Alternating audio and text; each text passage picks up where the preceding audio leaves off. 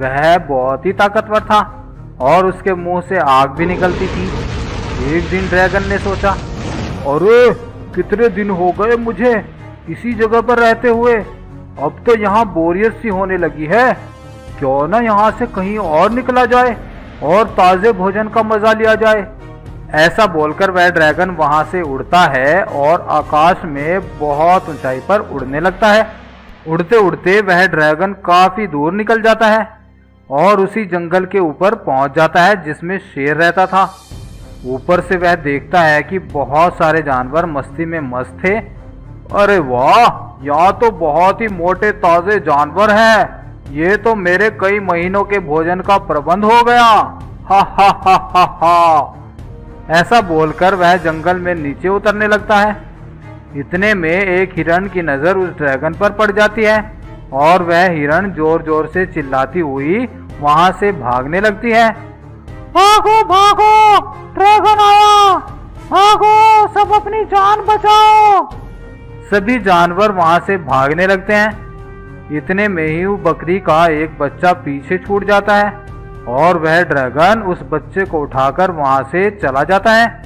सभी जानवर इस बात से बहुत दुखी होते हैं और सभी महाराज शेर के पास जाते हैं और बोलते हैं, महाराज महाराज, जंगल में एक ड्रैगन घुस आया है और वह मेरे बच्चे को उठाकर ले गया है।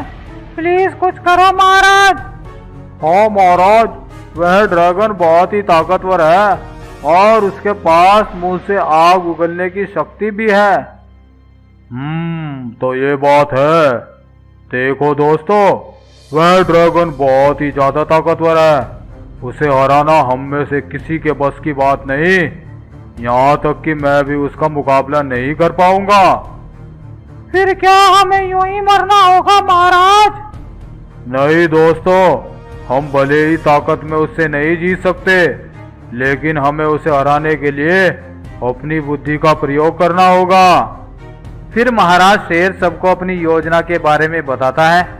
योजना सुनकर सभी जानवर अपने अपने काम पर लग जाते हैं।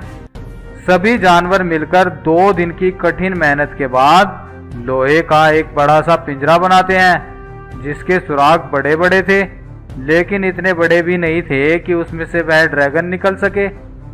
अब सभी उस ड्रैगन का वेट करने लगते हैं। कुछ देर में ही वह ड्रैगन वहां पर आ जाता है और बोलता है, हा हा हा हा हा, आज कौन मेरा भोजन बनेगा? आगे आ जाओ, नहीं तो सबको जलाकर भस्म कर दूंगा। हा हा हा हा। तभी महाराज शेर निकलकर सामने आता है और बोलता है, मैं इस जंगल का राजा हूँ और अपनी प्रजा की रक्षा के लिए सबसे पहले मैं अपनी बलि देने के लिए तैयार हूँ। बहुत अच्छे राजा, तुम्हारा भोजन करने का मुझे सौभाग्य मिलेगा। जैसे ही ड्रैगन शेर की तरफ बढ़ता है, शेर वहां से भागने लगता है। ड्रैगन भी शेर के पीछे पीछे भागता है। शेर पिंजरे के गेट से पिंजरे के अंदर जाकर रुक जाता है। ड्रैगन भी शेर के पीछे पिंजरे के अंदर चला जाता है। हा हा हा, अब मुझसे बचकर कहाँ जाओगे? इतने में ही दूसरे जानवर मिलकर पिंजरे का गेट बंद कर देते हैं और शेर पिंजरे के सुराख से बाहर निकल जाता है।